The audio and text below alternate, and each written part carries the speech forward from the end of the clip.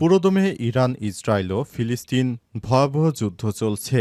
আর এই মুহূর্তে আমাদের হাতে এসেছে যুদ্ধের সবথেকে গুরুত্বপূর্ণ তাজা আপডেট সংবাদ। প্রথমেই জানাবো, যুদ্ধের পরও গাজা দখলে ইসরায়েলের নীলনকশা অনুমোদন। ফিলিস্তিনের অবরুদ্ধ গাজা উপত্যকায় সামরিক অভিযান সম্প্রসারণ এবং ত্রাণ বিতরণ কার্যক্রমে নিজেদের নিয়ন্ত্রণে নেওয়ার পরিকল্পনার অনুমোদন দিয়েছে ইসরায়েল। এর মানে এখন থেকে পুরো গাজার দায়িত্ব নিচ্ছে ইসরায়েল। সেখানে ত্রাণ পৌঁছাবে কি পৌঁছাবে না তার সমস্ত বিষয় তাদের হাতে। আর সেখানে তারা ইহুদি বসতি স্থাপন করতে চলেছে।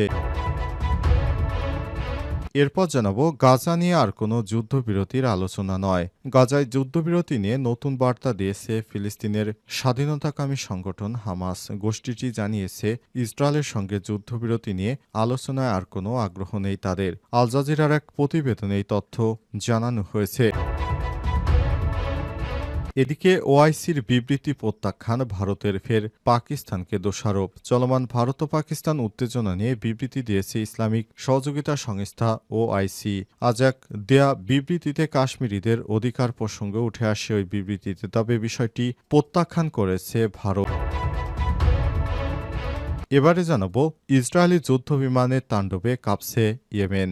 ইসরায়েলি হামলার জবাবে অভিযান জোরদার করেছে ইয়েমেনের হুতি বিদ্রোহীরা। তবে পাল্টা প্রতিক্রিয়ায় ইয়েমেনের বিভিন্ন লক্ষ্যবস্তুতে ভয়াবহ বিমান হামলা চালিয়ে যাচ্ছে ইসরায়েল। স্থানীয় সংবাদ মাধ্যম জানায়, গতরাতে ইয়েমেনের বন্দরনগরী হুদায়দায় ৩০টিরও বেশি ইসরায়েলি যুদ্ধবিমান হামলা চালায়।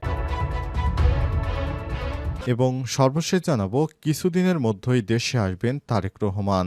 বিএনপির ভারপ্রাপ্ত চেয়ারম্যান তারেক রহমান আর কিছুদিনের মধ্যেই দেশে আসবেন বলে নিশ্চিত করেছে বেগম খালেদা জিয়ার ব্যক্তিগত চিকিৎসক ডাক্তার এজেডএম জাহিদ হোসেন। তিনি বলেছেন, আর মাত্র কয়েকদিন পর আমাদের নেতা বিএনপির ভারপ্রাপ্ত চেয়ারম্যান তারেক রহমান লন্ডন থেকে দেশে ফিরে আসবেন। তার নেতৃত্বে বর্তমান দল এগিয়ে যাচ্ছে। ভবিষ্যতেও কিভাবে দেশকে আরও সুন্দর করা যায়, কিভাবে তিনি নেতৃত্ব দিতে পারেন, এজন্য কাজ করছেন তারেক রহমান। প্রিয় দর্শক, এতক্ষণ শুনছিলেন সংবাদ শিরোনাম, এবারে বিস্তারিত। তবে তার আগে বন্ধুরা, অনুরোধ থাকবে এই সংবাদটিতে একটি লাইক দিন। এই চ্যানেলে আপনি নতুন হয়ে থাকলে আমাদের সংবাদটি দেখতে দেখতে চ্যানেলটি সাবস্ক্রাইব করে রাখুন। কমেন্ট করে বন্ধুরা আপনার মূল্যবান মতামত জানিয়ে দিন আপনি বিশ্বের কোন দেশ থেকে বা বাংলাদেশের কোন স্থান থেকে আমাদের সংবাদটি দেখছেন এবং শুনছেন। আর বন্ধুরা, ভারত পাকিস্তান যুদ্ধ হলে আপনি কোন দেশকে সমর্থন করবেন কমেন্ট করে বিশ্ববাসীকে জানিয়ে দিন। এবারে বিস্তারিত। ওআইসির বিবৃতি প্রত্যাখ্যান ভারতের, ফের পাকিস্তানকে দোষারোপ। চলমান ভারত পাকিস্তান উত্তেজনা নিয়ে বিবৃতি দিয়েছে ইসলামিক সহযোগিতা সংস্থা ওআইসি। আজ ৬ মে দেয়া সেই বিবৃতিতে কাশ্মীরের অধিকার প্রসঙ্গ উঠে আসে। তবে বিষয়টি ভালোভাবে নিচ্ছে না ভারত। ওআইসির বিবৃতি প্রত্যাখ্যান করে তারা ফের পাকিস্তানের বিরুদ্ধে মিথ্যা তথ্য ছড়ানোর অভিযোগ করেছে। ভারতের পররাষ্ট্র মন্ত্রণালয়ের এক বিবৃতিতে মুসলিম দেশগুলোর এই সংস্থার হস্তক্ষেপ এর বিরুদ্ধে প্রতিবাদ জানিয়েছে। সমালোচনা করা হয়েছে। পাকিস্তানের বক্তব্যের পক্ষে সংস্থাটির অবস্থান নিয়ে বিতর্ক পুনরুজ্জীবিত করেছে। পররাষ্ট্র মন্ত্রণালয়ের মুখপাত্র শ্রী রণধীর জয়সাল বিবৃতিতে বলেছেন, আমরা ভারতের অভ্যন্তরীণ বিষয়ে ওআইসির হস্তক্ষেপ প্রত্যাখ্যান করি। সংস্থাটি পেহেলগামে হামলার সঙ্গে সীমান্ত সংযোগ এবং প্রকৃত ঘটনার হাস্যকরভাবে এড়িয়ে গেছে। বিবৃতিতে তিনি আরও বলেছেন, সীমান্তে সন্ত্রাসবাদের সঙ্গে পাকিস্তানের দীর্ঘ সম্পর্ক রয়েছে। ওআইসির বিবৃতি দেশটির মিথ্যা তথ্য ছড়ানো এবং আন্তর্জাতিক সম্প্রদায়কে বিভ্রান্তিতে ফেলার আরেকটি পদক্ষেপ। এর মাধ্যমে তারা ওআইসির বিবৃতিটি এনেছে। এর আগে ইসলামিক সহযোগিতা সংস্থা ওআইসি দক্ষিণ এশীয় অঞ্চলে অবনতিশীল নিরাপত্তা পরিস্থিতির উপর গভীর উদ্বেগ প্রকাশ করেছে। সংস্থাটির দুই পক্ষকে সংযম বজায় রাখা এবং ইসলামিক প্রজাতন্ত্র পাকিস্তান এবং ভারত প্রজাতন্ত্রের মধ্যে জরুরি ভিত্তিতে সংলাপ পুনরায় শুরু করার আহ্বান জানিয়েছে। কাশ্মীর বিরোধে উল্লেখ করে ওআইসির বিবৃতিতে বলা হয়েছে, অমীমাংসিত এই বিরোধ দক্ষিণ এশিয়ার শান্তি ও নিরাপত্তাকে স্বাভাবিক করার মূল ইস্যু। জম্মু কাশ্মীরের জনগণকে সবসময় পাকিস্তান এবং ভারত দুই দেশের মধ্যে ভাগ করে ফেলা হয়েছে। কিছুদিনের মধ্যেই দেশে ফিরে আসছেন তারেক রহমান।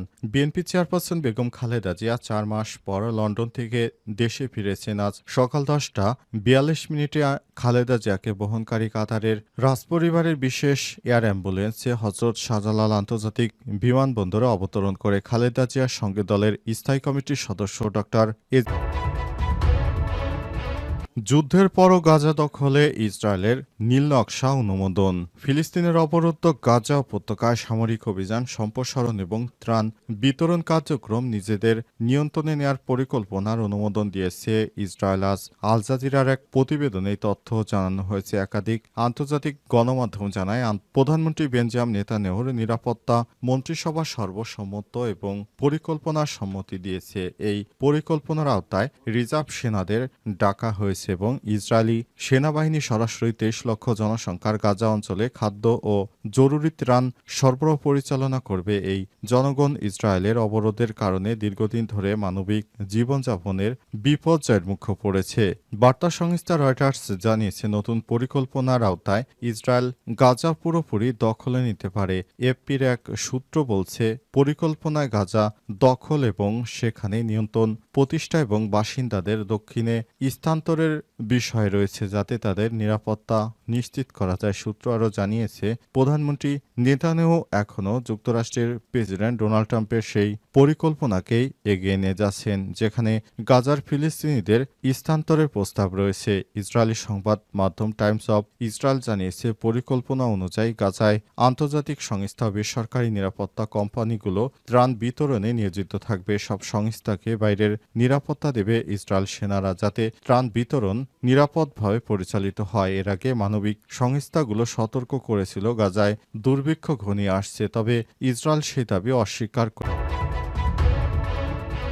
গাজা নিয়ে আর কোনো যুদ্ধবিরতি আলোচনা নয়। গাজায় যুদ্ধবিরতি নিয়ে নতুন বার্তা দিয়েছে ফিলিস্তিনের স্বাধীনতাকামী সংগঠন হামাস। গোষ্ঠীটি জানিয়েছে, ইসরায়েলের সঙ্গে যুদ্ধবিরতি নিয়ে আলোচনার আর কোনো আগ্রহ নেই তাদের। আজ আল জাজিরার প্রতিবেদনে এই তথ্য জানানো হয়েছে। হামাসের শীর্ষ স্থানীয় নেতা কাসেম নাইম বলেছেন, চলমান ক্ষুধা আর গণহত্যায় নাকাল গাজা উপত্যকা, এমন পরিস্থিতিতে কোনো যুদ্ধবিরতি আলোচনার আগ্রহ নেই তাদের। ফরাসি বার্তা সংস্থা এএফপিকে তিনি বলেছেন, গাজায় যখন ইসরায়েল ক্ষুধা পিপাসা ও গণহত্যার অপরাধ চালিয়ে যাচ্ছে তখন যুদ্ধবিরতির আলোচনায় বসা বা নতুন কোনো প্রস্তাব বিবেচনা করা অর্থহীন। তিনি আরও আন্তর্জাতিক সম্প্রদায়ের প্রতি আহ্বান জানান যে তারা নেতানিয়াহু সরকারকে এই মানবতা বিরোধী অপরাধ বন্ধ করতে যেন চাপ প্রয়োগ করে। হামাসের এই বক্তব্য এমন সময় এলো যখন ইসরায়েল সেনাবাহিনী ঘোষণা করেছে যে তারা গাজার অধিকাংশ বাসিন্দাকে জোরপূর্বক অন্যত্র সরিয়ে দিয়ে আরও বিস্তৃত সামরিক অভিযান পরিচালনার কথা জানিয়েছে। আজ তিনি জানান, গাজা উপত্যকায় ইসরায়েল একটি নতুন এবং আরও তীব্র সামরিক অভিযান শুরু করতে যাচ্ছে। এই অভিযানের লক্ষ্য হবে হামাসকে পরাজিত করা, তবে তিনি এ বিষয়ে স্পষ্ট করেননি যে গাজার কতটুকু এলাকা ইসরায়েলি বাহিনী দখলে নেবে। আজ এক হিব্রু ভাষার ভিডিও বার্তায় নেতানিয়াহু বলেছেন, গাজার জনগণকে তাদের নিরাপত্তার জন্য সরিয়ে নেওয়া হবে। গত ২০২৩ সালের ৭ অক্টোবর থেকে ইসরায়েলের অব্যাহত হামলায় গাজায় এখন পর্যন্ত ৫২,০০০-এর বেশি ফিলিস্তিনি নিহত হয়েছে। নিহতদের মধ্যে গাজার হাজার হাজার শিশু রয়েছে। এছাড়াও এই হামলায় প্রায় ১,২০,০০০ ফিলিস্তিনি আহত হয়েছে। ওআইসির বিবৃতি প্রত্যাখ্যান ভারতের, ফের পাকিস্তানকে দোষারোপ। চলমান ভারত-পাকিস্তান উত্তেজনা নিয়ে বিবৃতি দিয়েছে। কিছুদিনের মধ্যেই দেশে ফিরে আসছেন তারেক রহমান। বিএনপি চেয়ারপারসন বেগম খালেদা জিয়া ৪ মাস পর লন্ডন থেকে দেশে ফিরেছেন। আজ সকাল ১০টা ৪২ মিনিটে খালেদা জিয়াকে বহনকারী কাতারের রাজপরিবারের বিশেষ এয়ার অ্যাম্বুলেন্সে হজরত শাহজালাল আন্তর্জাতিক বিমানবন্দরে অবতরণ করে খালেদা জিয়ার সঙ্গে দলের স্থায়ী কমিটির সদস্য ড. এজেড জাহিদ হোসেনও ফিরেছেন। ফিরেই তিনি তারেক রহমানের দেশে ফেরার বিষয়ে ইঙ্গিত দিয়েছেন। আজ রাজধানীর গুলশানে বাসভবনে ফিরোজায় সাংবাদিকদের বিভিন্ন প্রশ্নের জবাব দেন খালেদা জিয়ার ব্যক্তিগত ওই চিকিৎসক ড. জাহিদ বলেছেন, জুবাইদুর রহমান দেশে ফিরছেন ১৭ বছর পর।